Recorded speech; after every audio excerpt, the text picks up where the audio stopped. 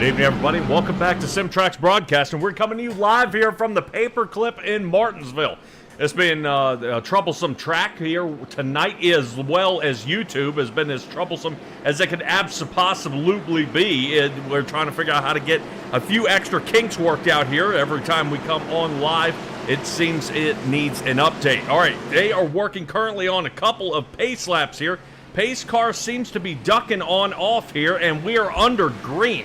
Not bad here. We'll see if we can get going here right on live. I see Stella's joining alongside me tonight. Greg Thiessen will be up in the race control booth, but it looks like, Stella, they are going to bunch them up yet again. I'm a little confused at the double file restart.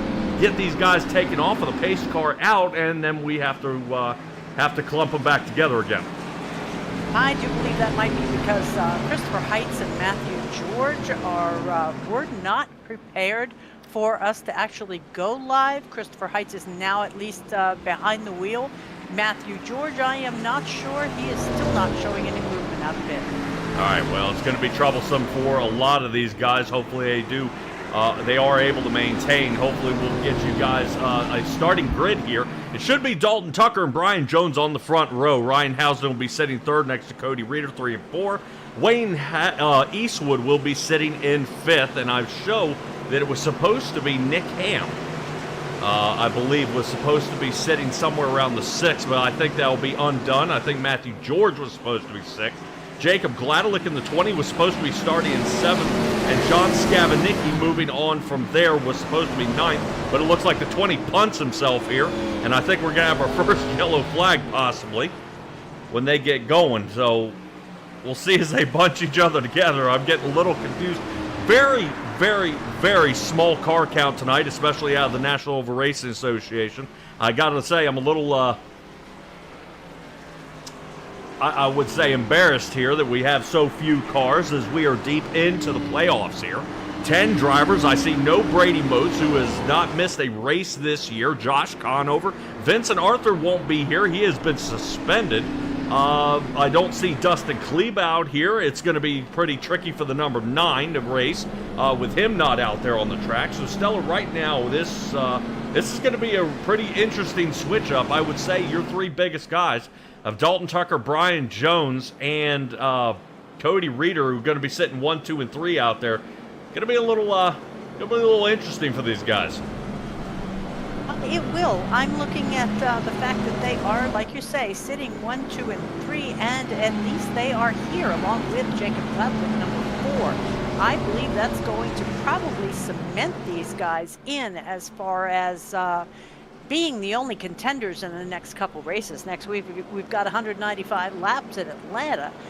Vincent Arthur will be back then, but, what does that mean for Dustin Kleba, who is currently 348 back from the leader and 100 from Josh Conover right in front of him? Yeah, I think what has happened is a little bit of different racing out here and different viewpoints of how other people are being raced. I don't believe the KPR Motorsports team will be rejoining us for the following season due to some aggressive driving out there on the track. Guys have had some opportunities to get a little closer to Dalton Tucker, and then their race was a bit modified right there toward the end. So a little quick caution there. We see the number 20 of Jacob Gladelick, who loops it around, and we'll be getting back under green here in just a moment. Stella, I wouldn't expect to see a ton of drivers laps down here. Unfortunately, Matthew George unable to take behind the wheel immediately there, and I'm showing him already two to 3 laps down here to start his race. Yes, that's not exactly where I would want to be on a track that does, what did you say, 19-second laps? Yes. Yep, well, as soon as the tires get seated in, we haven't done any faster than 22 right now. I've got to say, if you're Matthew George, this is an excellent spot. If cautions start to come one after the other, as long as he can get out in front of Dalton Tucker, he should be able to go ahead and chop some of those laps back. So the Subway 500 already getting its first caution here to start the race. We'll get underway here in just a moment. Waiting for Dalton Tucker. There we go. Matthew George with a little tire spin, as well as Ryan Housden. Housden getting a little bit sideways there. Yeah, I saw that. Looks like he popped the clutch a little bit, taking it really wide, right up against the wall.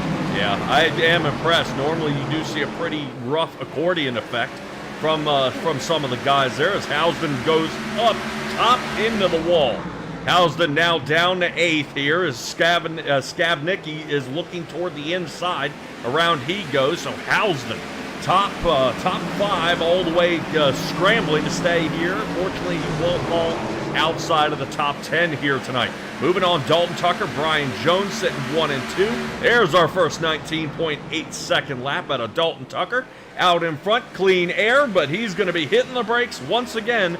We are back under caution. Matthew George has looped her on around. Oh, well, so much for that lap. He almost got back. Yep. All right, LJ Hernandez out there rooting on the 45. Jay out there is wondering if people are forgetting that it is Monday. I don't know, buddy. I don't know. I think everybody... Actually, I don't know. I am not going to make an excuse for why these gentlemen are not here tonight, which is really, really hurtful. I hate to see so many guys had... hate to see so many guys, I did see one comment that said, I'm 300 points back. I'll be back next week. Yeah, but I mean, it's still Martinsville. I don't know. I capitalize on tracks like this. Martinsville, Bristol, Richmond, all the short tracks because I have opportunities rather than a super speedway. I mean, we're talking 180 miles an hour at Talladega. And when you spin out, good luck. You fall out of the draft. You're trying not to get wrecked. There's a chance of no caution coming out because you're sliding through the infield on the backstretch. A place like this, yeah, you jam up the track. Yeah, expect to have damage tonight. There's no doubt. Expect to have damage. Even if you're in the lead trying to pass lapped cars, expect to have damage. And even all the body crews know down there in pit road, they are expecting to have damage tonight. It's damage control that they're trying to manage. Now, Stella, we talk a little bit about these race cars out there and kind of what's happening out there on the track. Something to kind of put in perspective for our viewers out there is that damage. The brakes and the rotors get so hot on this thing, they'll actually glow. And what what the crew chiefs and everybody have been telling the drivers is keep the nose on the car. And what they mean by that is, you know, you don't want to be rear-ending the guy in front of you. You don't want to be pushing him around. Because the brake cooling vents are in that front bumper. If they start bashing and squashing that front bumper in, those brakes won't get cool. Your brakes are going to heat up after time. And then all of a sudden they'll end up with brake fade here at this racetrack. And unfortunately, they will not be able to come to a stop, which is imperative at a track like this. Oh, yeah, because those straightaways are so long, they get such good speed. But when they go into a corner that only has a 12-degree banking, you have got to pull back on that one. This also is the only track that has 2 completely separate driving surfaces. Part of it is concrete, and part of it is asphalt. Yep, and we had a couple problems with this track. One notably would be the Jeff Gordon concrete chunk up. So this was actually touched up a little bit back in 2001. Got a fresh piece of concrete and a little bit of asphalt toward the top side, but it looks like everything is smoothed out and we remain on the older surface. Dalton Tucker's going to get us off to another restart here as Matthew George was our last spin out there on lap number 7. Take a look at Nick Ham getting in there.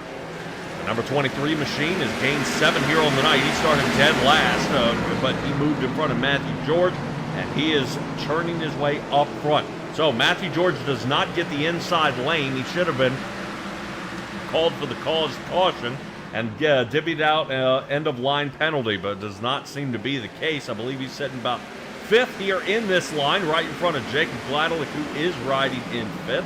As we continue to chunk off some of these laps. There we go, 1973 out of Cody Reeder as we start really turning here to get these laps done. Really, it shouldn't be that hard. Under 20-second laps, these guys are rolling half a mile track. It should be a piece of cake. Never say that. You've seen the movie Labyrinth. Never say it's a piece of cake. But tell me tonight, how many playoff drivers do we have sitting out here on the track? We've got Dalton Tucker, Brian Jones, Cody Reeder, Jacob Gladlick, We should have 5, and Matthew Jordan. and Matthew George. Okay. 2, 3, 4, 5. Wow. Yep. Okay, so half the field Yep. is going to make points tonight that will count toward the playoffs. Yep.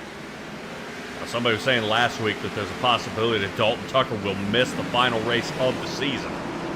So he is going to have to really charge in with a huge amount of points. Right now, he is 117 in front of Brian Jones. So, not insurmountable depending on where they finish this evening. Yep. Now it's And possible they that still Brian have Jones Atlanta. finishes 1 and 2 out there.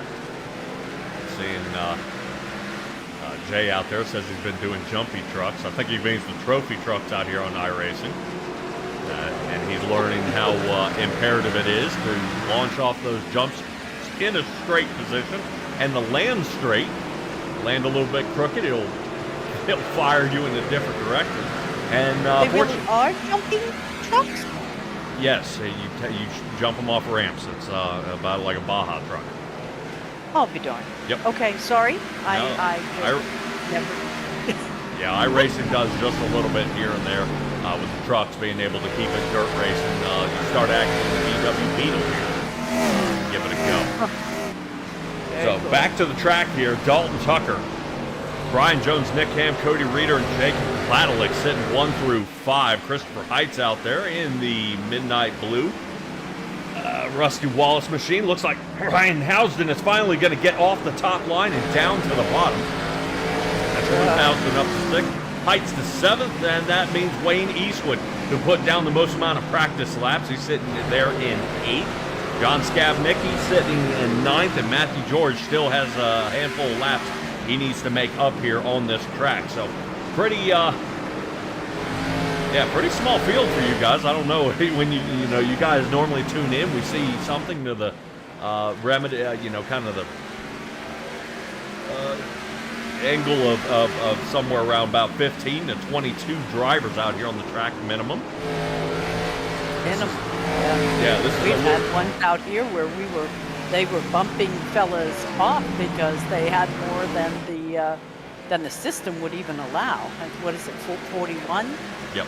Yeah, normally it happens at the start of the season, right? Because everybody gets that nice fresh start, and then it starts petering off about 3 to 4 races in.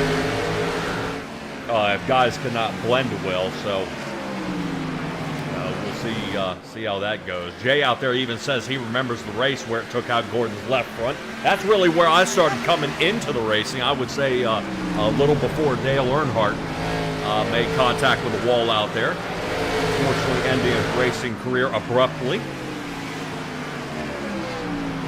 What has happened to Christopher Heights? Heading down in the pits.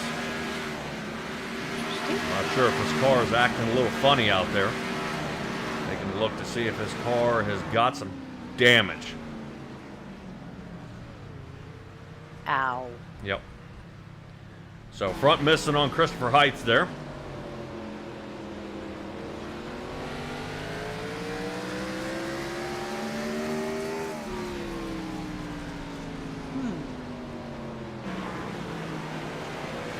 I gotta ask though, did you just take it to the garage? No, he actually came down pit road and he's heading right back out. Oh. Okay. I just saw no time for him.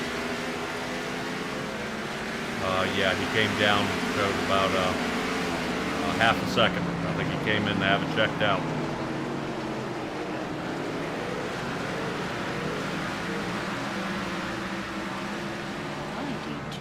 Season. How old are you, Jay?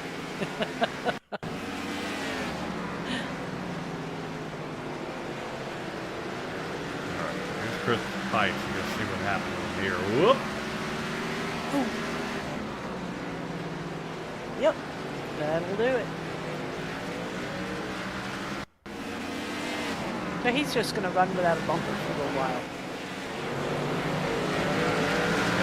That right there loops it. Oh, come on. How dare they put a jumbotron up where you're trying to look?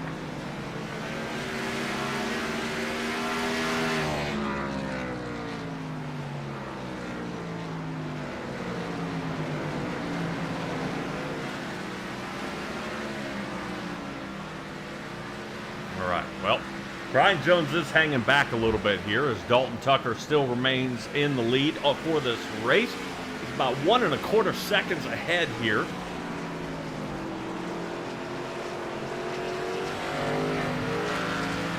Hopefully we'll get a little something going on here. Right now, everybody pretty spread out. I would say Ryan Hausman is starting to look at Jacob Gladelick there. Gladelick is watching Matthew George drive away. And he's starting to put some pressure on Nick Ham. Unfortunately, George is laps down, though. Christopher Heights has confirmed, taking it back to the garage.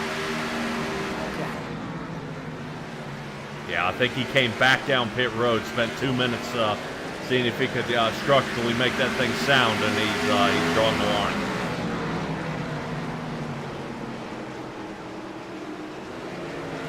Goodness gracious. Jesus, Well, okay. that's yeah.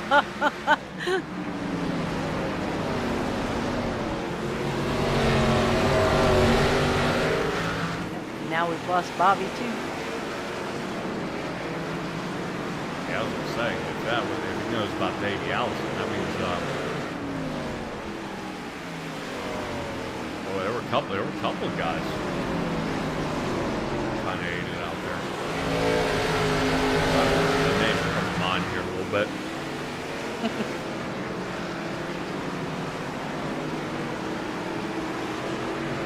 Wiki and Neil Bond. I feel like those two guys.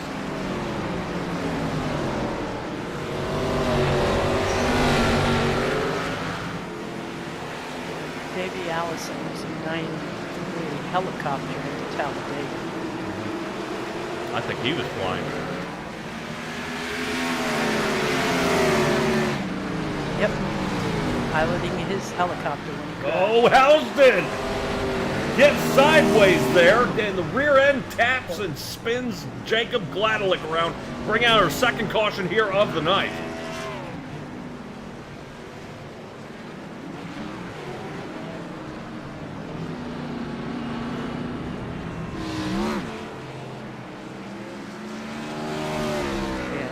Alan Kulwicki in 93 and Mike Stefanik in 2019, Ted Christopher in 2017.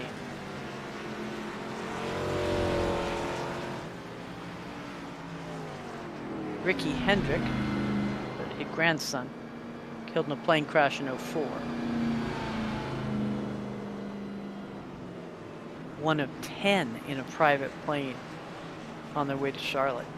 Ouch. Why is Ryan Housden having to wait for the pace car here? Yeah, no, get back going. All right, looks like RC may have told him. They tried to put him behind the pace car, and that was incorrect. So he'll go around again here, and then get down into pit road. They'll call this the end-of-line penalty, as he was the cause of this last caution.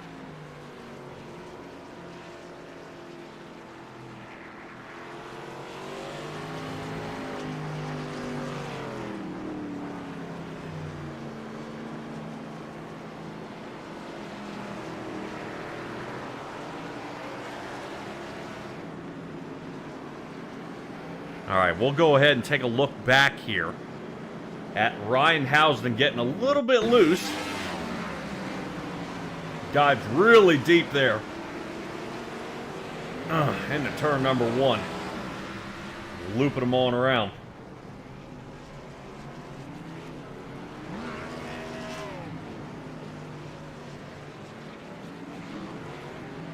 Neil Bonnet crashed during a practice run at Daytona in 94. 94? Okay.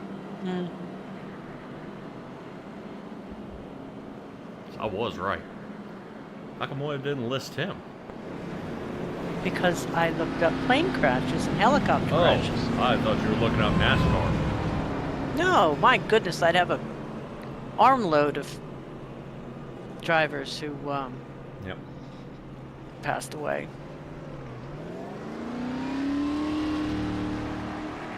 All right, Ryan Housden gets 4 tires and fuel back out there on the track, decides not to have any of that damage looked at here.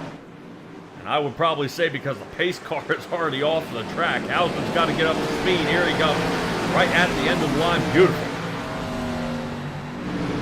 Oh. Yep, there we go. Yeah, it looked like... stayed on the... Go ahead. Stayed on the lead lap. Yes. Oh, okay. Somehow I did not expect that.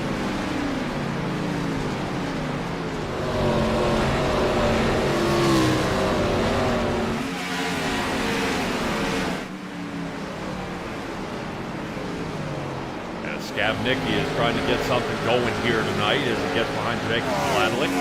He seems pretty comfortable with that 5th spot. Maybe in a little bit of a hurry here, trying to get some traction behind that car. Stella, you wouldn't think, with this track only being half a mile, these guys getting up about 122 miles an hour heading into the turn. I was going to say, it's that straightaway. Like I was saying earlier, that straightaway is long, and they gather up a whole bunch of speed there. Yeah, you wouldn't think. All right, Brian Jones going to try to attack here, and I would say no better time than now. Brian Jones might have to be very careful as you see Dalton Tucker doing a good job blocking that lower lane. Right now, I think Brian Jones is having to change his race line up a little bit here to see if he can switch it up and move around Dalton Tucker. Let's sit alongside here with Brian Jones. Yeah, you see how early Dalton Tucker is into the turn. He's trying to make sure Brian Jones isn't going to dive underneath of him there. We have seen that happen before. Yeah, good trail break there by Brian Jones. He picks up a little bit of time as he uses a little of the momentum of the car, less of the brakes to help roll through the turn. Excellent. That saves tires too, doesn't it? Actually, it puts a little more pressure onto the tires. Oh, goodness. Instead of using the brakes to help slow you down, he's actually using the freshness of the rubber. It helps heat him up a little bit earlier, too. So we'll have a little more traction.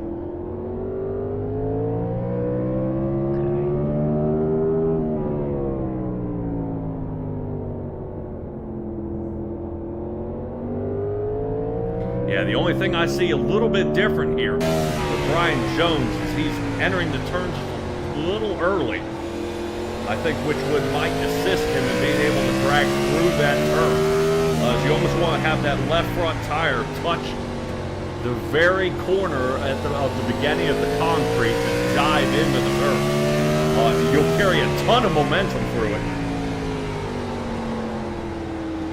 Yeah, I can see right there. His car seems to jam, and that's where Dalton Tucker now takes another 10 and pulls away.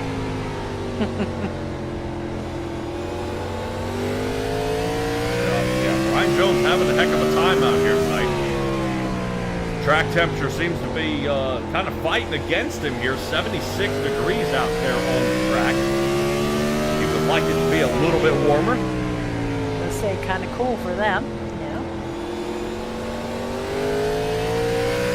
But as the track rubber's up, it'll start getting slick out there, so we may see time start to slow down out there. Dalton Tucker's fastest time is a 19.5-second lap. We're hitting lap number 57, coming to an end on this turn here. They are definitely chunking them off pretty quick. So right now, Brian Jones has got his work cut out for him. Let's check in on our 5th place driver here. He's driving the Tony Stewart machine. He's had a couple of wins here at Martinsville. Jacob Gladlick is looking to see if he can put it in the winner's circle here for the first time this season. He is our only playoff driver this season to have made it into the playoffs and continuing here in the playoffs, never having a regular season win. So that's what we're calling Mr. Consistency.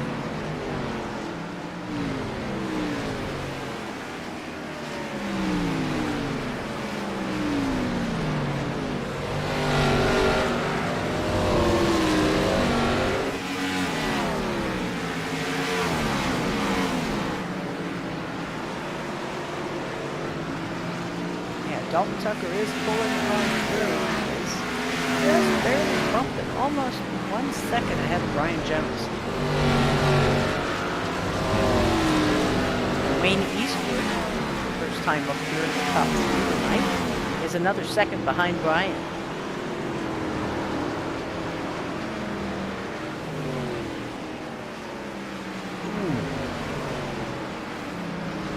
Snap Nicky off the wall there.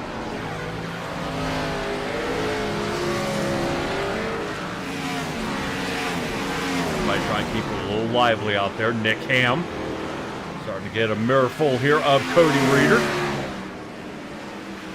Reeder in the Mountain 2 machine, taking a look here to the inside. Do the do. Yep. Good rotation around the turn. And I think Nick Ham's about to have his hands full here. There's the 19, and he clears.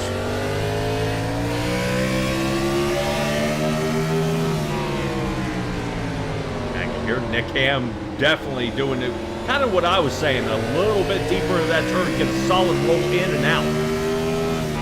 What it'll do is you'll have to change up your driving style. As you can see, that right front is absolutely blazing.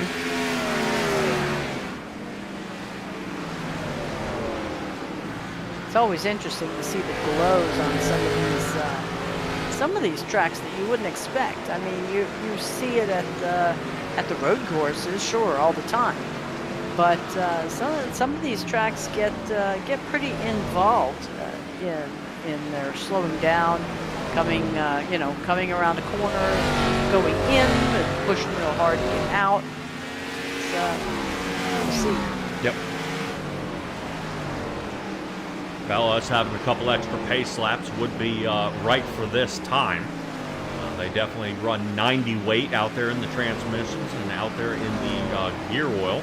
So they needed to get around the track a couple more times to try to heat them up before they get going here. But as I was saying earlier about seeing how these brakes are glowing, and Bobby Hamilton was a heck of a driver that could save brakes like no other. What you'll see here is guys have the opportunity to adjust that brake bias out there. They can add a little more rear, they can add a little more front, and it is easily changed by a dial knob that down there kind of to the bottom left of the steering wheel, where I guess like the headlight switch would be on most cars nowadays. You're able to go down there and then shift it toward the back to try to alleviate some of the heat going into those front tires. So it's something you can do on the fly. Yes. Yes. Not having to go into pit. That's nice. Correct. And iRacing has made that adjustment. You can preset it up before the race, but then you can do plus or minus about 3% during the race. So sometimes you'll see guys pretty heavy into the rear and then be able to shift it up front. I would use it aiming more for the rear of the car to help steer, and then shift the bias toward the front if I was ever trying to make passes, because what it allows you to do is pivot. I'm able to hit the brakes and then make that turn a little bit sharper by getting the front nose down on the car, and then as soon as I make the pass, switch to the rear bias again and take off. Like drifting. You're kind of making the front stop so the back end will swish around and you can, what you call it, triangulate that corner. Right. Got it. Right. But if I'm in the process of trail braking, which I like to do, is being able to roll through that turn, which what you see what Nick Ham is doing. That's how he's able to fend off most of these drivers coming through. I think he's just built up a little too much heat in that right front tire, because now you see him trying to change his lineup a little bit, and that's allowing Jacob Gladelick to catch him here. But you kind of use that trail brake on the way through with the rear brakes there to allow the car to roll in through the turn, and that's just kind of it definitely seems to work for longevity-wise. It's beautiful, but just you've got to maintain. As you see, whoa, Gladelick heavy into that turn. Yep, he got a little too deep, so I'm wondering if we're dealing with a little bit of brake fade, and you'll see that happen from time to time. Fortunately, only 10 drivers out there on the track, 9 since Christopher Heights, after 27 laps, has taken it back to the garage. Which is rather unfortunate, but you see the 20, you see how he drags it on. Interesting change up there, and it's pretty, and I like kind of playing on it a little bit here, Stella, is when we look, Jacob Gladelick's last time was a 20.29. And that was already a 10th faster there than Nick Ham, but Ham gets out of shape here. Yep, and something tells me Ham has got it really heavy in those front brakes. Rotors are definitely glowing here. Yeah, it's hard to tell, though, with that color he has on his rims. Yep.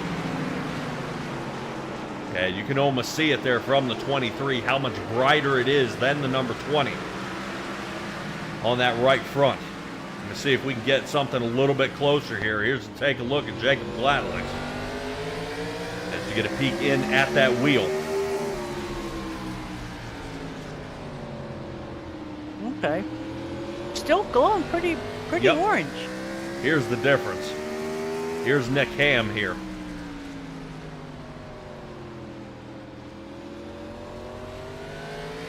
So you can see that the orange glow is happening a little bit later and actually lighting up a lot brighter, entering and exiting the turn.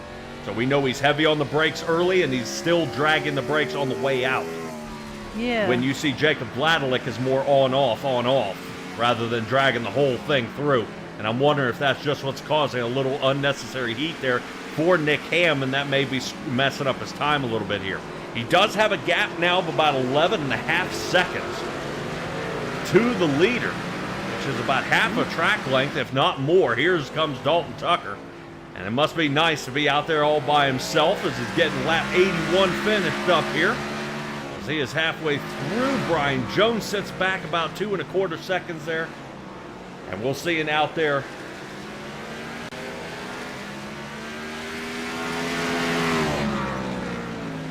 And the chat looks like Josh Conover. Yes. Yeah, and I could probably tell. I see he's kind of he's apologizing for the lack of cars out here at the Subway 500. I would say Martinsville is definitely a messy race when it gets to a ton of cars out here. Stella, do you have a? I know how you are about information. What is my record here for SimTraX on the amount of cautions out of Martinsville? Martinsville 24. 24. Fantastic. Let's not do that. Yuck. All right. Nope. I only had one more, and that was a different broadcasting company at 32, and that was at New Hampshire. So kind of a miniature is what they what they compare this track to, is a miniature New Hampshire out there, where Ricky Craven was a very tough driver out there to be extremely fast. We'll see how it goes. Tyler DeTalon, I believe, is out there racing on the dirt, which is unfortunate, and I believe Josh Conover and Brady Moats may be doing just the same. I know a couple of points back out there. I know right now drivers like, let's say, Jacob Gladelick out there, right now having an awesome time. This will be a great points night for him. Will he gain any headway on Vincent Arthur? 110%. Will he gain any headway on Dalton Tucker? Probably not. So I think a lot of drivers, and even Dalton Tucker, I've got to admit, he is, knowing Dalton Tucker, the car count out here bothers him a little bit. And it would bother me if I were Brian Jones, or I'm Jacob Gladelick, or even Matthew George, who's in fear of complete elimination here, being so far out of reach, that if we were able to populate it with our next yellow flag is out, as looks like Ryan Housden may have had some trouble here, might have looped it. Housden has been pretty tough on his race car here all night. But Stella, what I was kind of noting out there is if we had more of a car count, if Dalton Tucker had an off night, You know, this guy places 25th, 30th out there. You know, Brian Jones or Dustin Kaleba or Vincent Arthur that could be racing could get some headway here on Dalton Tucker. I mean, we saw how it went for Dustin Kaleba at Pocono. Lapped cars can cause problems. So, you know, having just the car count out there and being able to push these guys would definitely change the way that this race would be run. And especially might give Dalton Tucker kind of a run for his money here. I would say Dalton Tucker would have already caught the tail and be trying to shoot through about the last four or five drivers at the end of that line. And it's hard to find a line, you know, when you get maybe a little of the unexperienced guys or the cars that are just not handling quite as well as the leader is. That is where you want to capitalize. I would wonder if Brian Jones would consider taking only right side tires here to get out in front of Dalton Tucker, but that does not seem to be the case. All four for him. Ryan Housden slowly limping back to his pit box. Cody Reeder clears and did not go through too many.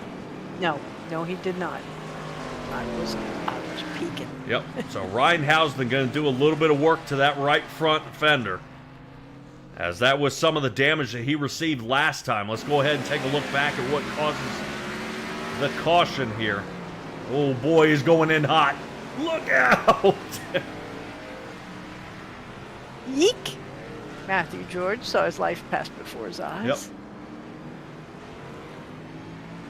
Yeah, and you could even see just from the beginning of this replay here just how much faster he's coming into the turn right here.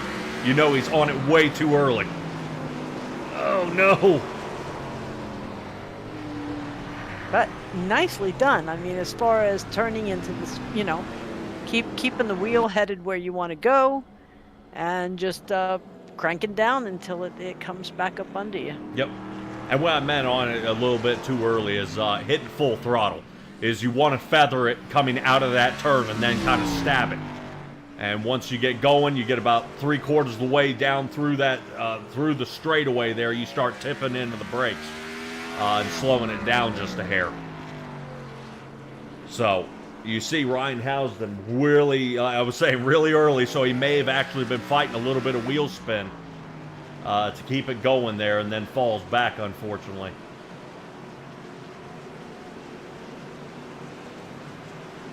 Yeah, he is now 1 or 2 laps down.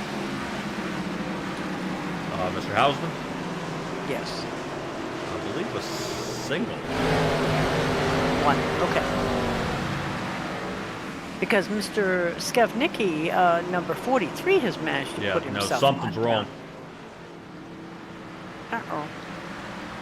Yeah, something's wrong. I saw Ryan Housden. He was not getting up to speed. And it looked like that car was not turning. Brian Jones, another opportunity here. Ryan Housden has been black flagged. Down into pit road, Ryan Housden comes. I don't know if it was an incorrect start to the track, but we'll see. As we sit up into the fan seats here, there's some trouble here in the back by Matthew George. George off the wall. Holds everybody up. Now down by a second apiece here. Nick Ham trying to play chase. Let's get back up to Brian Jones. And Wayne Eastwood. Practice does pay off here. As the 84 Car Quest machine, normally driven out there by Kyle Busch during this time. But the 04 season is continuing on. Wayne Eastwood taking a look, kind of peeking around here, around the sides. Tucker is sitting less than 1/4 of a second in front of Brian Jones. Jones trying to take a peek, though. I know that expel machine is looking to see if he can get something moving here.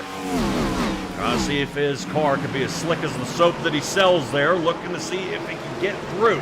No can do, and he has to slow down just a hair. Wayne Eastwood starting to collect him up. Eastwood taking a look there, right along the side. Here it comes, and Eastwood gets a good roll off this turn here.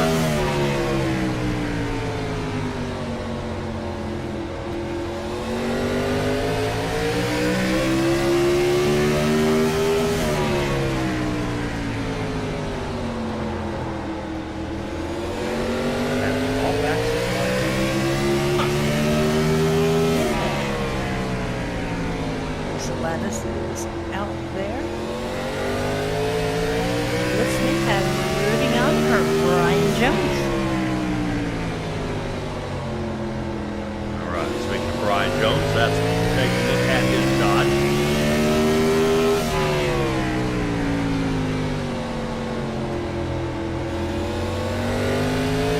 Okay, Stella, new update here to the race. They're going to draw the line at lap 200. Oh.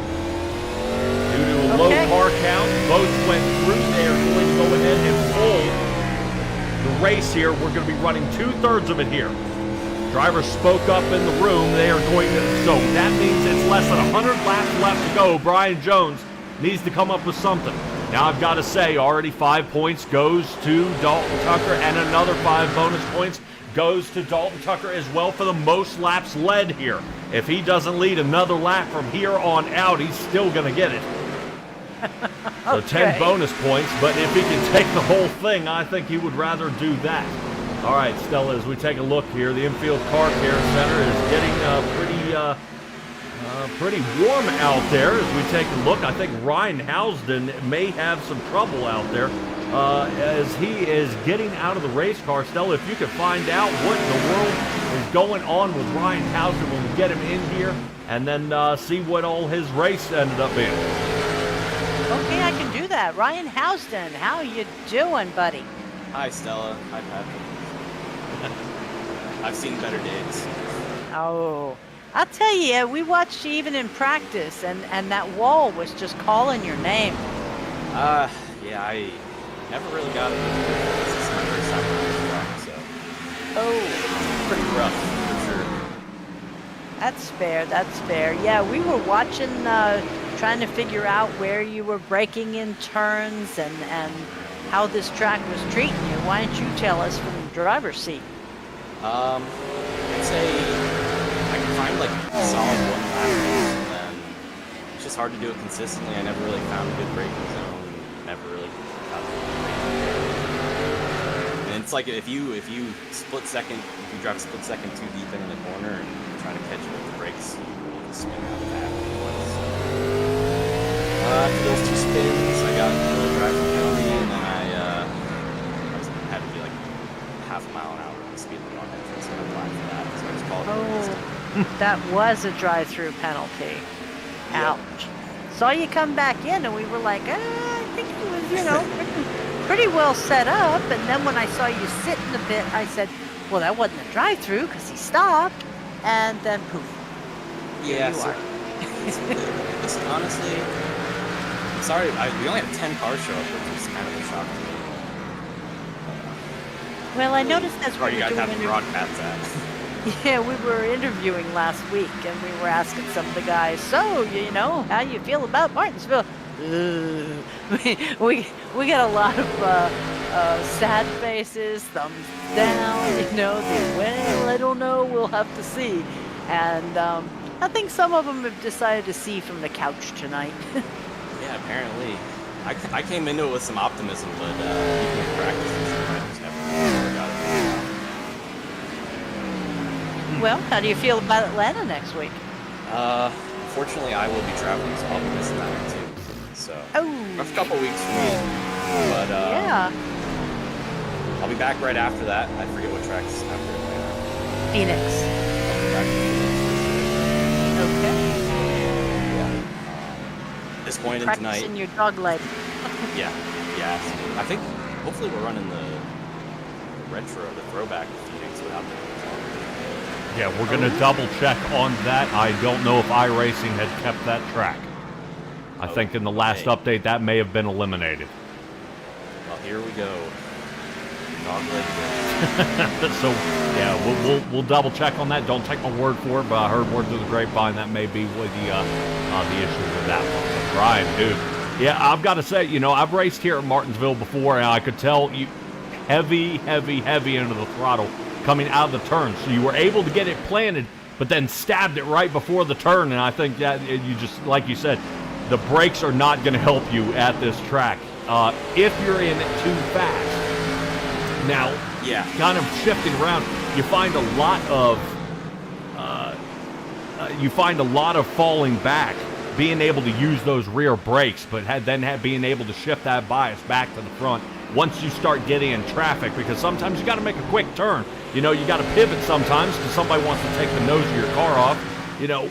But it's very, very difficult here at Martinsville, and like you said, it takes a lot of finesse out there. It takes a lot of out of the car and out of the other drivers to help, oddly enough, communicate with the vehicle and try to make it work out here. And I gotta say, you know, if there were anything you would have changed, obviously, other than a DNF here tonight, you know, what would you have changed? Well, I mean, that first restart, it's hard to say. The first restart where I was like third, and I missed the inside, and missed the whole lap basically. Third, eighth, probably pushing a little too hard trying to make up for that mistake. And just a few times looped it around, and that just kind of cost me a race. So I would change all that stuff. Well, here's some good news.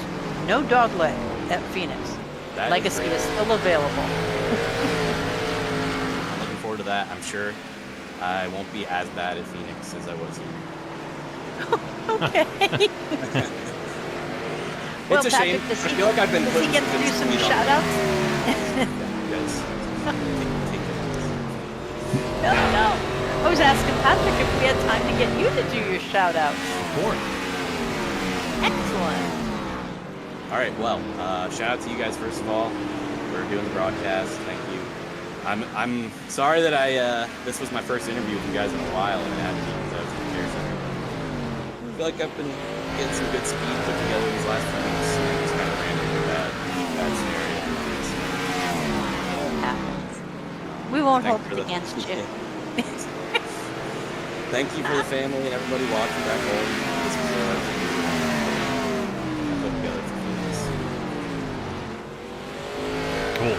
All right, buddy. Well, appreciate you talking to us. Not a lot of guys seem to collect themselves in the infield car care center. I do appreciate you hanging out, giving us a little chat before you head back to the race trailer and get ready for the following race here when you get back online. Ryan, appreciate you, buddy. There you go. All right. Thanks, guys. Have a good one. You too. Thank you. All right, rough night there for Ryan Housden. Hate to see what the heck is going on with that poor guy. Guy can just not get caught up here, as this has been just an absolute dismal night for him. And I hate to see that happen to him as lap 123 is underway. Dalton Tucker's race all night here tonight is Brian Jones sitting back by about a second. About another second and a half beyond that is going to be Wayne Eastwood, and being the closest out there is going to be Cody Reeder, only down by half a second. That'll be our top four drivers. Getting a telescope to find Nick Ham about 5 seconds back. And I believe currently he is sitting in front of Matthew George. Now, Nick Ham has been down a lot farther, 11 seconds from Dalton Tucker. Now he's only 8. So we'll see how all that fares and goes around. But we'll kind of poke around just a little bit out there and see what other things we've got going out there on the track. 75 laps left to go here in the end of this run here at the Subway 500. We collect up Josh Conover, unable to take behind the wheel here tonight, and has a few other things and maybe a little piece here from the league. Josh, talk to me here a little bit, buddy. Kind of baffled, Pat. I expected a low count, but not, 10 total, yeah. I know some guys aren't happy, but like I said, it's only myself and one other guy, so it wouldn't have made much of a difference. But I guess I see their, point and, their side of things on it, but I don't know. Like I said in chat, though, I guess I gotta get out there and try and get more guys in here, because like I said, I didn't expect 10. Yeah, I would say you're a nominal number here in the playoffs. Good 15, 18 would probably be about norm. But yeah, it happens, man. And every league has its ups and downs, and a few shifting back and forth. But my biggest concern is when we look at things like this. I could have seen somebody trying to apply the process of a track like this. This would be a beautiful track to see Dalton Tucker maybe fall flat on his face because he doesn't really like this track. Yet this guy has led 120, almost 9 laps here crossing the line. Yeah, I mean, we had it figured out. I guess I don't even know if you'd call it the spring or wherever. We were here before, and Brady, ended up stealing the win once me and Vinny got together. But it wasn't necessarily the track. We were truthfully actually going to try and do both. Him and I, we were going to run the dirt stuff, and it was done rather quick. And then we were going to come do this, and iRacing server bug kind of prevented that from happening. But yeah, we actually planned on doing both, and like I said, we literally were running the dirt stuff, and then the server didn't advance for 15-20 minutes. So definitely hindered the double, so to speak, for us tonight. Man. Yeah, no, well, we definitely miss you, but like you say, I've always wondered, though, when I've seen leagues that we do, they start to worry about the car count, as we go into playoffs, because it's like people go, well, I'm not going to win, I'm going to go home. And they start recruiting. And then you end up with brand new people, fresh drivers in the playoffs. And that can really throw some wrenches, into the spokes. How do you, contend with that? We've done that before. I think Pat and I have talked about this the last couple weeks. It's the season-long question. Do we split the seasons up and run, 1 or 2 seasons, or do we keep the whole year? Do we, have more off weeks? And I think, like I told you before, Pat, the vote right now is literally to keep the 36 race season. Yep. So it's, guys obviously want it, but it's kind of like what Stella said. And again, I think, Pat, you and I talked about it as well. Guys miss the chase, or, they're 10th in points right now, or 8th, or, wherever you're at. And like I said last week, where Dalton, rarely has an issue, it makes it discouraging. So, I guess next year we got to try and figure out a way to, give back to guys that maybe aren't in the chase, or, try and find a way to keep guys interested and, showing up week in and week out. Because, at this point, the 36 race season's here is going to stay. So we just got to try and figure out a way to keep guys involved and, bring in some new faces. But, Pat, you've been here for a couple of years now. Once we load up for Daytona and we start speed week qualifying and all that, we'll have... Yeah, then we're talking charters and everything else. Yeah. Yeah. I've seen some interesting tactics, such as, as they go into the playoffs, they do the person who ends up with 0x at the end of a race gets a prize, or the person that they do a random drawing. If you finish on the lead lap, and you're not a contender, you're eligible for a prize. And it seems to keep the interest up a little bit. Just throwing it out there. Yeah, maybe an opportunity, Stella. I've actually been kind of poking around a little bit to see if SimTraX is considering doing a best of the rest to do the rest of to do the next season. That way we can kind of toss that up a little bit, see if we can gather the rest of the guys up. Maybe do a top 3, if only the top 10 make it in the points, if we can get 11, 12, and 13th to make it through, or something like that. That way these guys keep battling out there. It definitely helps hook guys in. Guys love racing for money, but it definitely changes the way that guys race when you involve money. Agree. Guys get ugly. Right, guys start going, well, no, I'm not giving you a little room, or hey man, go high. No, I'm not going high. You got to figure it out. And sometimes it can, if you've already got drama in the league, where guys are right at each other's throats each and every time they get behind the wheel, it does get weirdly, it gets really touchy. Guys get a little nervous, a little resentful to each other of, hey, you robbed me of, let's say, $25 of iRacing credits out there, and then they won't forget that. And if you're a playoff driver or something like that, things start happening. We already see with the KPR Motorsports team. These guys have already got a chip on their shoulder pretty bad out there. And I'm not poking a little bit at Brian Jones that we saw just go in and out of pit here on lap 140. So that should be the end of pit stops for him. So all the way to the end, he's got to see if he can outsmart Dalton Tucker here toward the end. But yeah, it is something to look at. Even we have LJ Hernandez out there. saying, yeah, he would like to talk to Josh about possibly joining or just even practice. I know, I think I've seen LJ race before. Normally I see you practice, but never get behind the wheel, though. I think that's normal. What's that name? Terry Condis? I see him practice, and then he never gets behind the wheel. But he ends up in the tower. Yep. Is that the one that always ends up in the tower? Yeah. Oh, dear.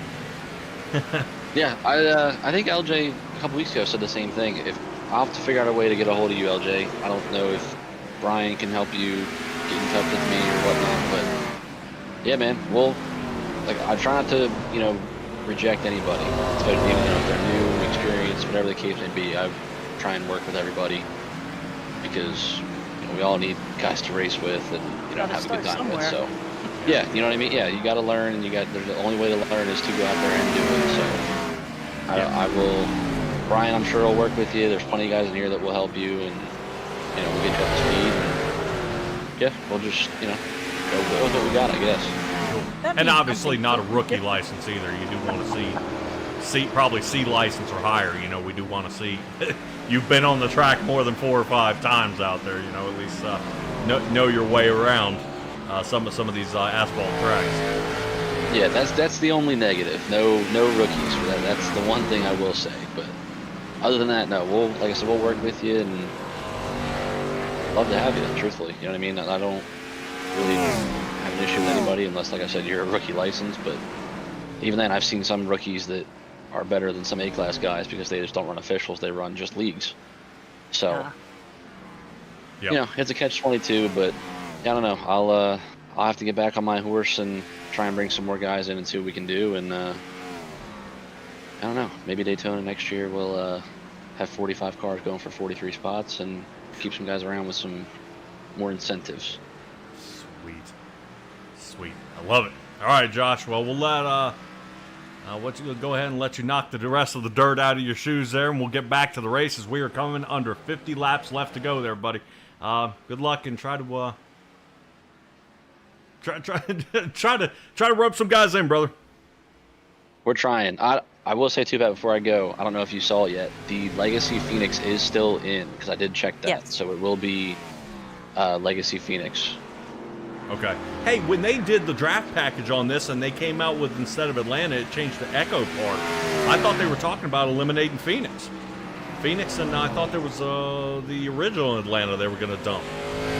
That was my thought as well, but I don't know if they actually went through with it or not because I think they're both still there, so it's kind of confusing to me, but okay.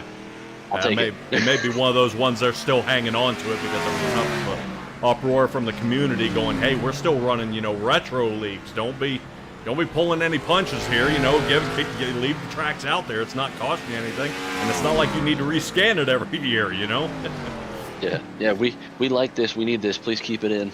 Yep, cool. All right, Josh, well, good. That means, good, no dog leg. That should be interesting. That means the start-finish line, I believe, moves as well. Yes, I've never seen it with no dog leg. Yeah. They'll still have There's grass back there still, believe it or not. That means the start-finish line's back with the cactus. Sweet. Yes. Sweet. All right, Josh, appreciate you joining in here, buddy. Appreciate you. Go get him, Brian. All right, Josh Conover rooting on the 45 machine out there of Brian Jones. Jones is currently sitting in 4th as Dalton Tucker did have to make that pit stop 10 laps later. That does mean for our guys pitting, Dalton Tucker is currently back 1.7 seconds off of Brian Jones. But can Jones fend him off? Can he use some of this lap traffic to keep him away? There's Brian Jones right here. There's Dalton Tucker there, not too far behind, as he is quickly trying to work here on Matthew George. As he gets caught up with lap traffic of Matthew George, that does hold him up. Jones still 1.7 ahead. And now Dalton finally breaks away. Gets that fresh, clean air out front, not into that rear tailpipe there. And now Brian Jones is going to start watching that 42 swell up in that rear view mirror. Now here it comes. Wayne Eastwood now working his way down pit. Looks like a possible speeding penalty for Wayne Eastwood coming down the pit road too fast. No. So he will serve an extra 15-second hold there as he breaks over the 30-second mark in the pit box. We'll see if he can make it back out. Still, I'd say that 15-second hold, I believe, is minimal. I think right now it's going to be a 30-second hold. It has a major speeding penalty there. So Brian Jones currently holding in third. Cody Reeder and Jacob Gladelick, they had last pit back on lap number 90.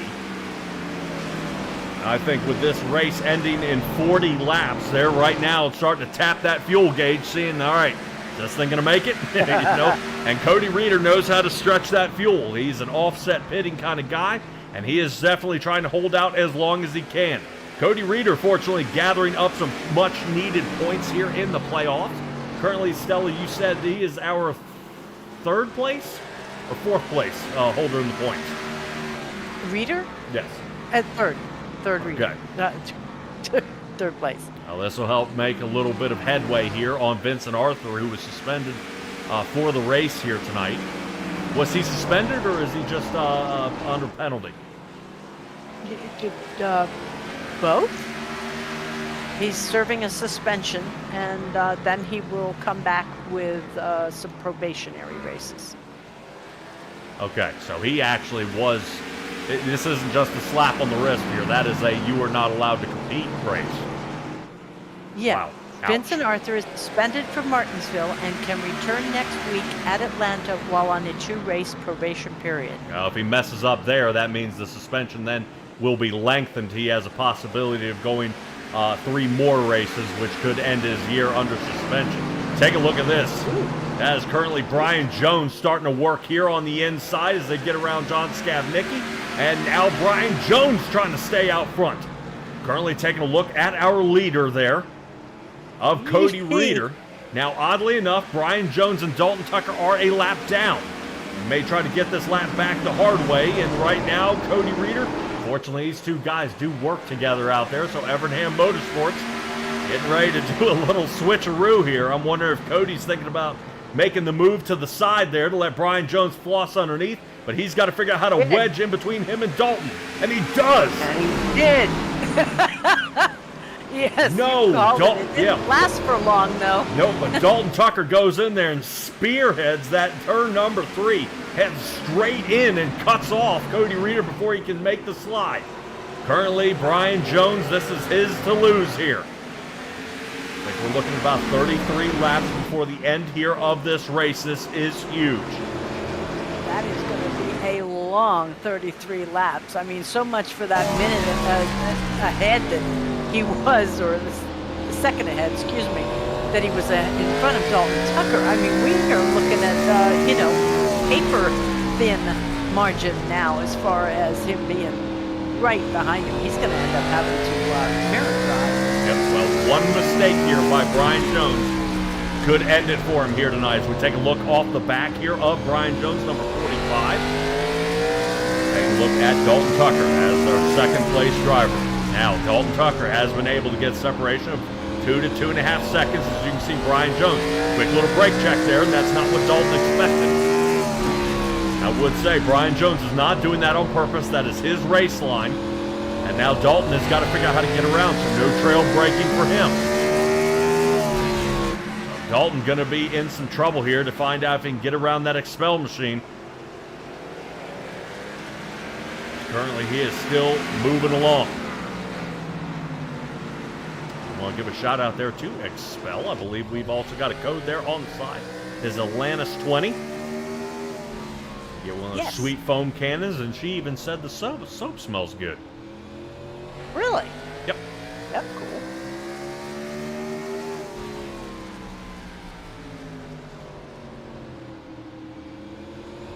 All right, so Brian Jones still hanging out in front. Cody Reeder and Jacob Gladelick still have yet to pit here. Everybody else on track has pit. John Skavnicki came in on lap 132. And he is feeling the punishment here. That car is just not handling the way he wants it to. Sitting currently in 8th, chasing Nick Ham. But Nick Ham is, I believe, about 9 laps ahead of him. As this is Okay. kind of getting cut to pieces here. Only a quarter of a second ahead here for Brian Jones and Dalton Tucker. These are our two closest drivers. Cody Reeder, who's currently still in the lead, is almost 12 and a half seconds ahead of Jacob Gladelick. Goodness. So something to put in perspective with those two. 5 seconds back sits Brian Jones. Starting to reel in that number 20. Yeah, but those guys, my goodness, they're what, 50 laps different in tire wear?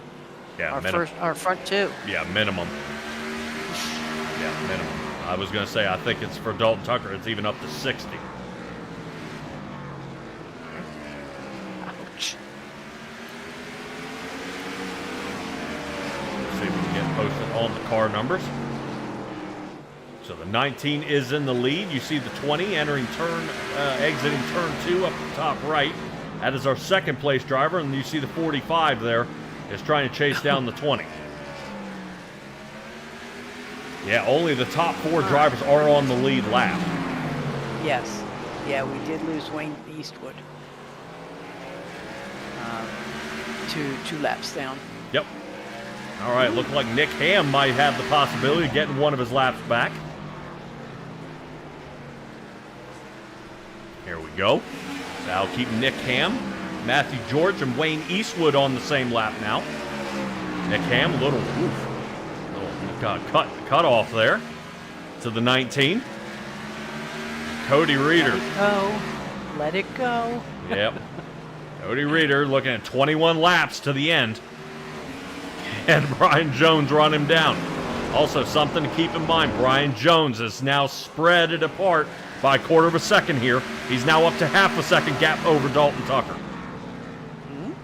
Is Dalton Tucker laying back just a little bit, though? A caution would definitely mix this all up. Oh, without a I doubt. saw Matthew George sidestepping a little bit there. He's doing a little bit of sliding around himself. Quit that.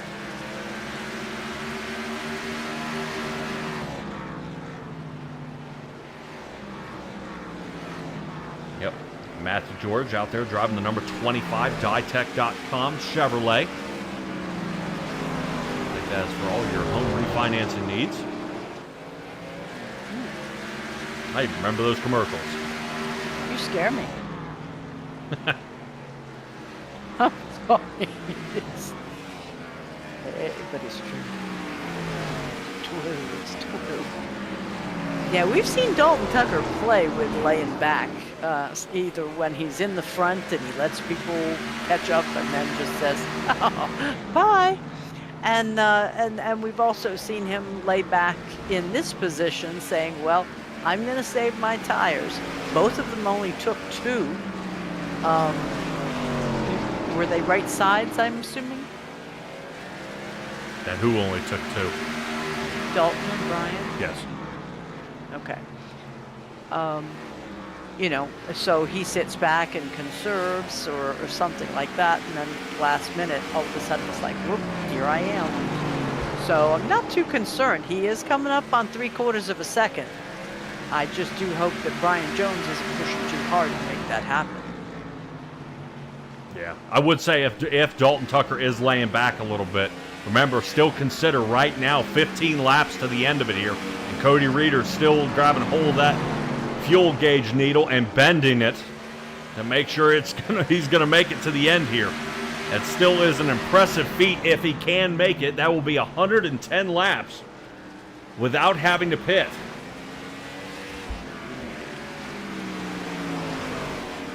Bummer, because I thought you said when he came in that, he was going to make, that was it till the end. But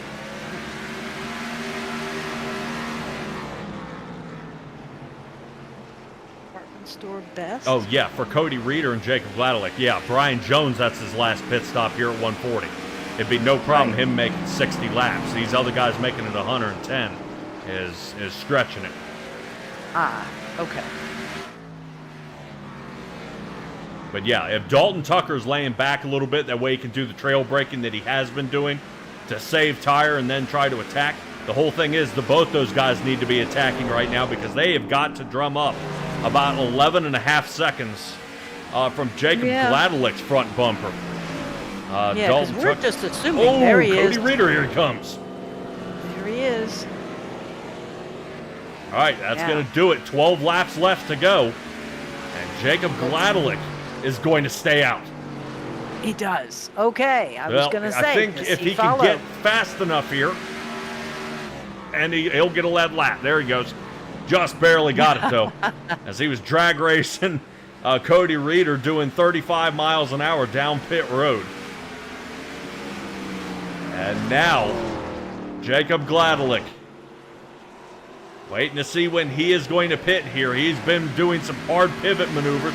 Brian Jones, there it goes. Jones now has the lead and is going to use right now the number 20 to mess up Dalton Tucker's line here. And I think Gladelik just ran out of fuel. Oh, no. He is now coasting. Couldn't make it. All right, Dalton Tucker knows that they are going to have to duke it out now. 9 laps left to go. Oh, he should have followed Cody Reeder in. Well, he did get those 5 bonus points. He was heading to the back of the field regardless, so I like the call. Ah, okay. Okay. Now, if he misses his pit box, he's going to be mad. Oh, let's not. Yeah, currently he is at... he got it. Okay.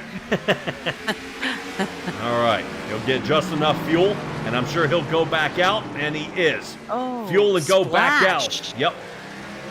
He's got just enough to make it. He's got to stay in front of Wayne Eastwood. And he is. That's not going to be a problem. I think he could have thrown on at least 2 tires and still gotten back out there.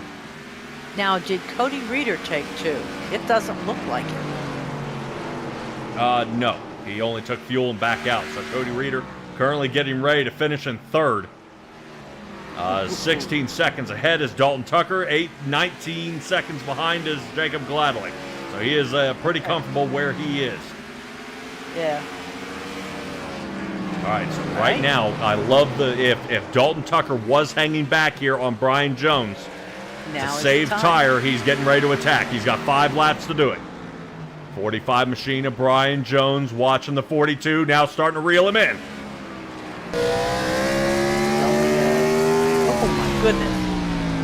0.3 of a second behind. Well, he fell to about half a second, or if not that. Currently, he was hoping that a little more jam up there from the number 20 was going to happen. But no can do. Brian Jones, 4 to go. This will churn pretty quick here.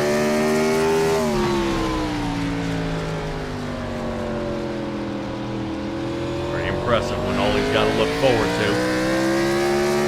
On 8 more turns. Here comes Dalton Tucker laying back a little bit. Jones starting to dive deep. Half a second ahead. Currently, this is your leader, Brian Jones.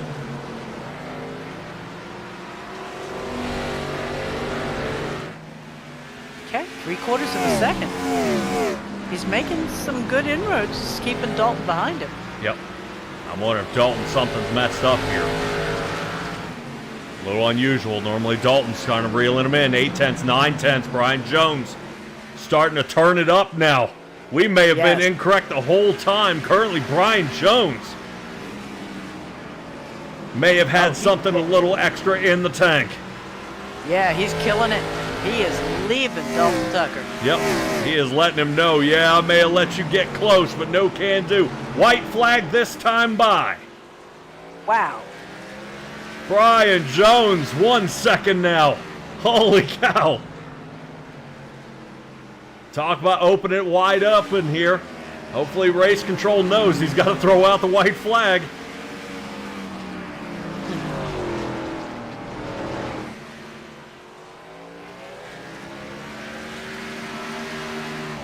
Oh. Okay.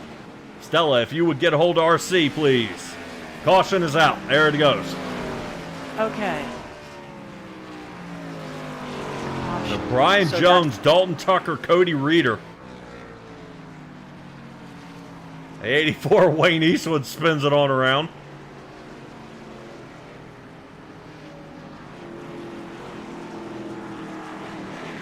So he is unable to make to throw a checkered flag. So he threw a caution flag that it was over? Yes. Okay, that's cool.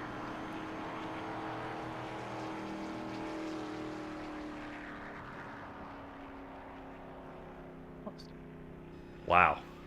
Where'd he go? Oh.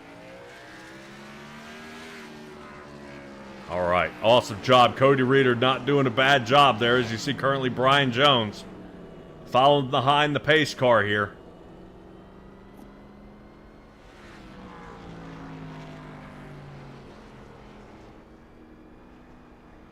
I hope he knows it's over.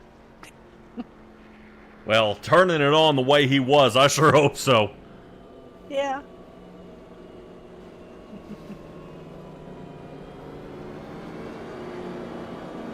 Yeah, Brian Jones. Letting everybody know. Awesome job here. Nice. Now, Stella, if I'm not mistaken, we'll see if Brian Jones can do a burnout here. There was a elimination earlier in the season of a premature burnout before everybody was off the track. Oh, Lordy. And it actually ended up costing the race. You see Cody Reeder, it shows him now taking the lead. There we go.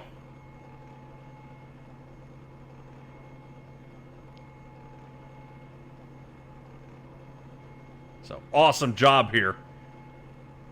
So, Brian Jones, Dalton Tucker comes in second, and Cody Reeder will be our third place finisher. These guys did an awesome job out there. We'll hear a little bit from Brian Jones about Expel. And make sure you use Atlantis 20. Get 20% off out there.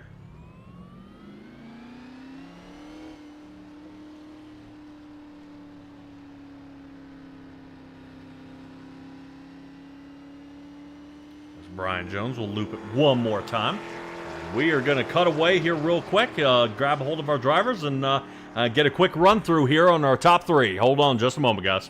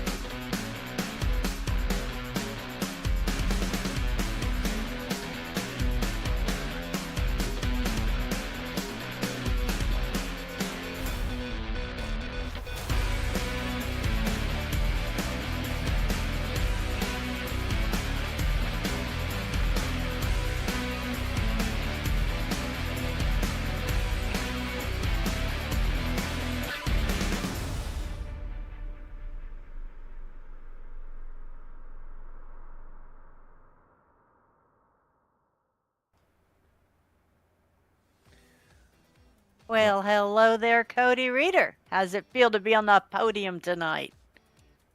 It was good to be in the top 33% of the field. It was not Oh, okay. Oh, Lordy. What have I gotten myself into? That is true. And you could even say better than that because you were one of 4 on the lead lap. Yeah. It's unfortunate we don't have more people here. It's harder to gain points and all that, but yeah, just kind of this isn't one of my best tracks, so just kind of put it around and try to stay out of trouble, and yeah, it was good. Okay. Well, tell me, did you take a splash and go on that last pit stop? Yeah, I did. Oh. Well, it was supposed to be a splash and go. They may have taken lefts because it actually felt really good when I got back out there. So Because it was like yeah, it was under 8 seconds.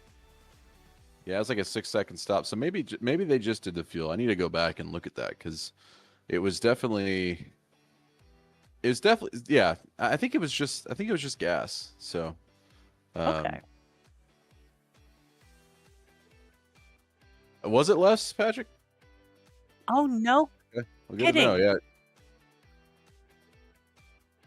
Okay. Yeah. Well, it definitely gripped up the car enough to where it'll make me think about doing that in the future in the right situation. But Well, because it sure yeah. didn't take any time at all. Like I said, you had a sub 8-second stop, so I thought it was a splash and go, but man, you were clipping. Yeah, I Wow. was surprised because I came out in front of the Dalton and Brian and kept pretty good pace there. So yeah, it was interesting.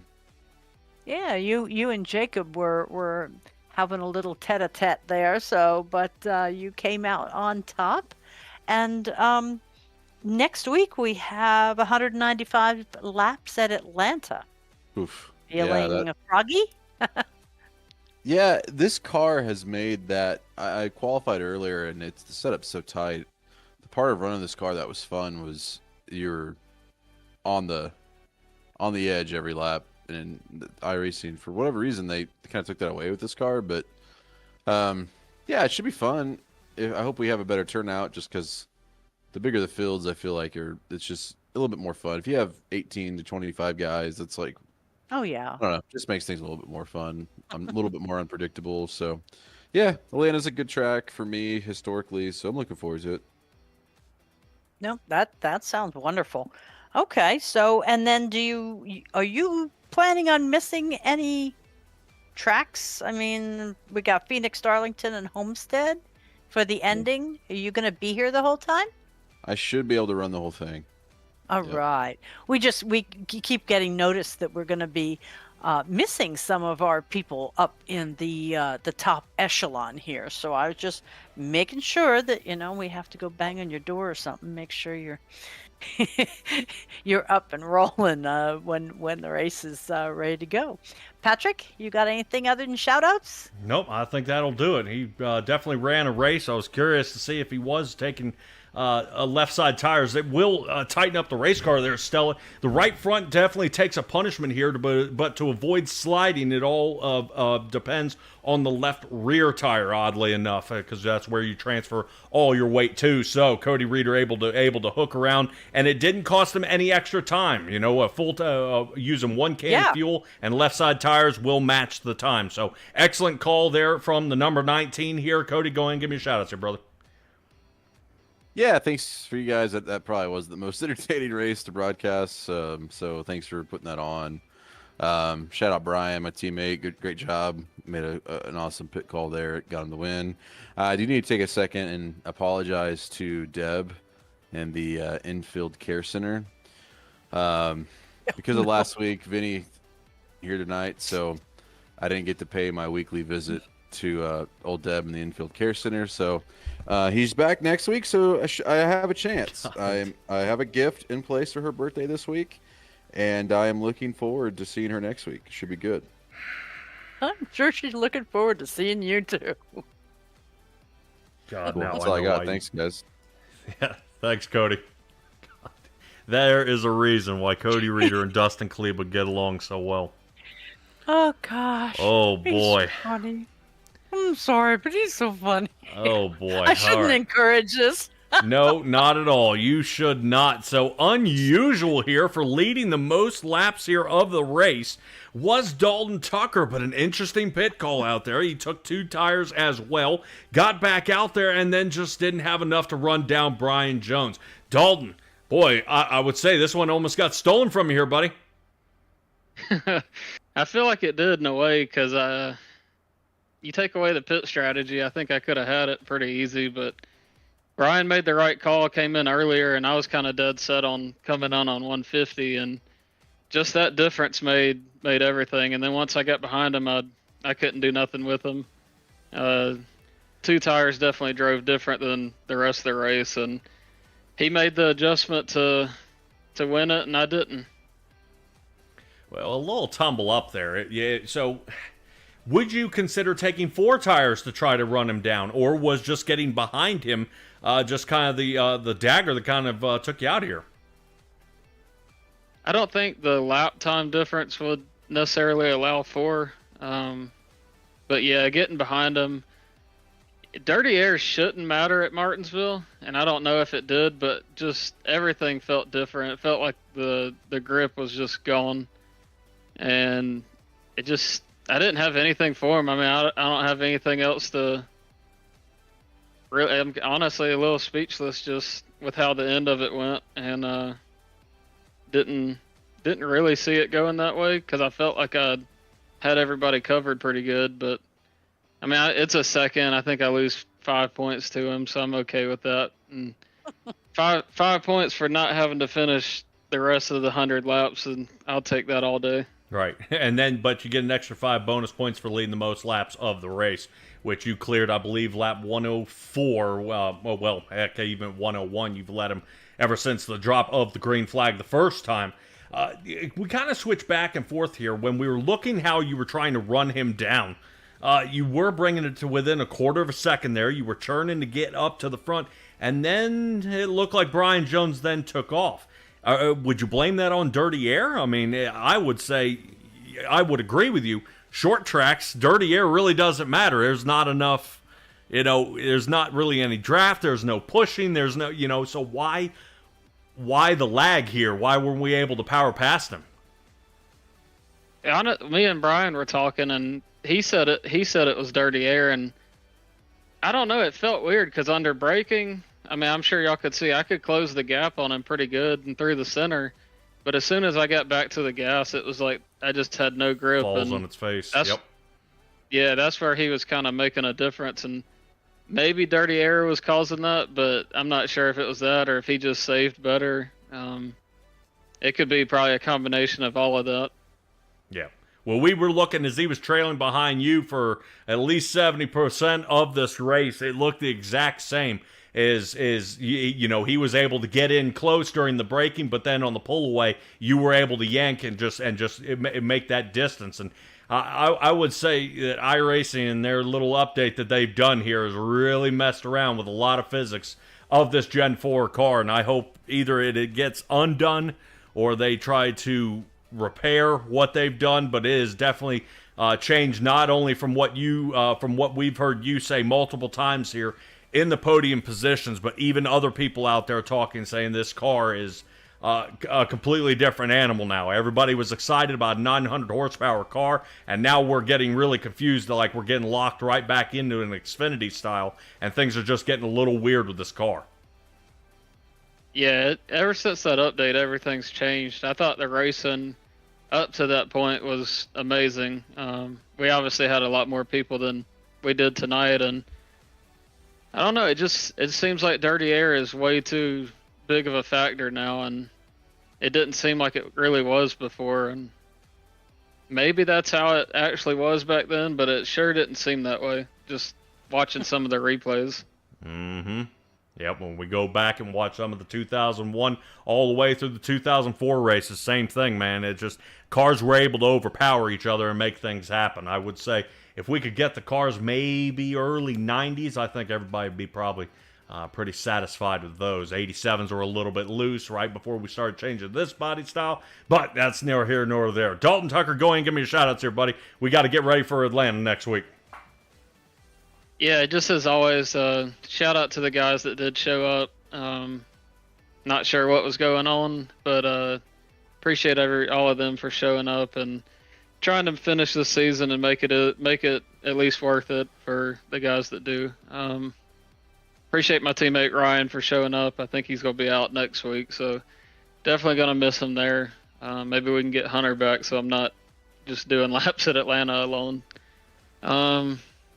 And other than that, just appreciate y'all sticking this one out. I know it was probably a snooze fest with about 10 people, and I think we lost the 10th guy early, so not even 10.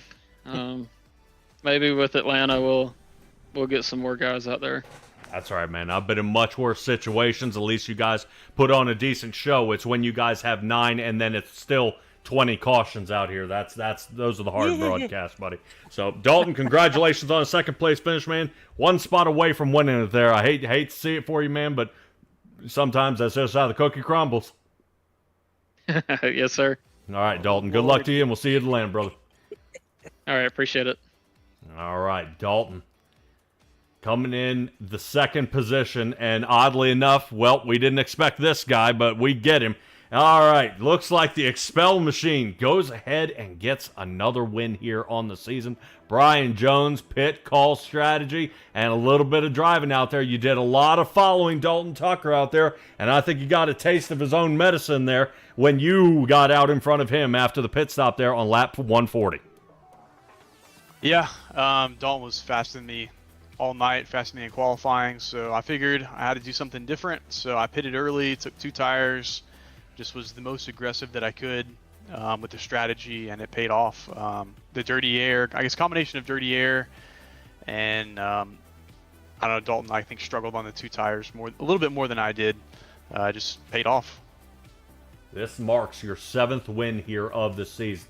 This has got to bring your confidence level up really high to move into Atlanta next week when you come from the Virginia paperclip, man. I would say, yeah, everybody's complaint, low car count. Josh Conover knows it. Everybody knows it. We're going to try to collect some more drivers here in the next couple of weeks to see if we can give you guys more of a challenge. But would have lap traffic changed the outcome tonight? Yeah, I mean, it probably would have. It was just kind of easy. You know, you pit and then there's kind of nobody there really. So, you know, once Dalton came out of pit road, it was, unless he was going to pass me, which was going to be really tough, it was pretty much over. I mean, there weren't really going to be any cautions. People weren't going to spin that late in the run, I don't think. So, yeah, I think more cars would have played a difference. Yeah, said Ryan Housden 40 laps in to a set of tires and loops it around. Poor guy. But when you got up close to Cody Reeder, and I've got to know, Cody Reeder was there, you were passing for the lead, he was getting ready to pit. Were you trying to use him as a pick? You know, try to get him to slide between you and Dalton so you could take off? Well, it was certainly a consideration of mine, but Dalton absolutely knew what was going on. He saw that coming a mile away. And even then, Cody didn't have the tires to hold them off, so it wouldn't have worked for very long, even if we did try that. So it would have been a good strategy, but it just didn't work out that way. Yeah, he definitely stabbed it in a turn 3 to make sure he got around him, so you didn't get away. And somehow, I would say, I would like to point out, 5 laps left to go. You picked up a 10th a lap in the final run. Were we saving, or is it just finally getting out in that clean air, and then you were just able to take off? Like my lap speed picked up, or like my delta to Dalton? Yeah, you started picking up the pace. Like you started pulling away. Oh, I was trying to back it down. Maybe I was overdriving the car the whole time. I don't know. That's interesting. Yeah, because you were only ahead by about 3 to 4 tenths, and as soon as there's about 5 to 6 laps left to go, you picked up a 10th a lap. And distance to him, though. I mean, your times. Looking at your times, your times actually decreased. You actually picked up the pace along with him falling behind. I think on lap number 2 to go. Wow. So. Yeah, I did not know that. I wasn't trying to go faster. I was trying to be more conservative with it. So that's interesting. All right. Well, definitely smoked him there as we go back to a track known for being hot Atlanta out there, but we're going to go back to Atlanta. Confidence level heading into that track. These cars get up around 180 miles an hour around there. Well, I love Atlanta. I think everybody here does. Issue is, from what I'm hearing, the setup is extremely tight. So that's not going to lend itself to a good race, unfortunately. It's just a tight setup. And if it's tight and you get aero tight, you can't really pass. So we'll see. Maybe I can qualify well and won't have to deal with aero tight. All right. Well, hopefully the National Oval Racing Association is making consideration of slight adjustments being able to be made for the 05 season. I know that KPR Motorsports team may be tossing around that not returning next year. I hope so, since maybe there may be a possibility of fixing this car via tire pressure or a couple of different adjustments that you guys can make to help loosen that car up and start gaining some speed out there. I would definitely hope so. But we'll see how you do out there. Brian, go ahead and give me your shout-outs here, buddy. Yeah, big shout out to the wife, Alanis. Shout out to LJ Hernandez and the family. Shout out to Expel. Yeah, they sponsor our YouTube channel, so really appreciate that. Use code Atlantis20 for car care products. Big shout out to you guys for sticking around and broadcasting us, even with the low car counts. It's a lot of fun to watch back, so we appreciate it. Yeah, I appreciate you guys keeping the cautions to a minimum, though. Couple of spin outs here and there, but no pressure. But you guys were able to do an awesome job. All right, Brian Jones, congratulations. Lance out here has been watching you, and go join your wife there, buddy. Congratulations on yet another win. Thank you all. All right, Stella, that's going to do it for our broadcast here tonight. Brian Jones, another win. This guy is able to just seal the deal out there, and I've got to be quite impressed that, just his composure, being able to take this race, kind of make it his own, especially after being behind, following the 42 Chevrolet practically all night, was able to undo it, unseat him, and then keep that churning going forward. So we'll see how all that is going to kind of boil down next week, guys. Don't forget to tune in.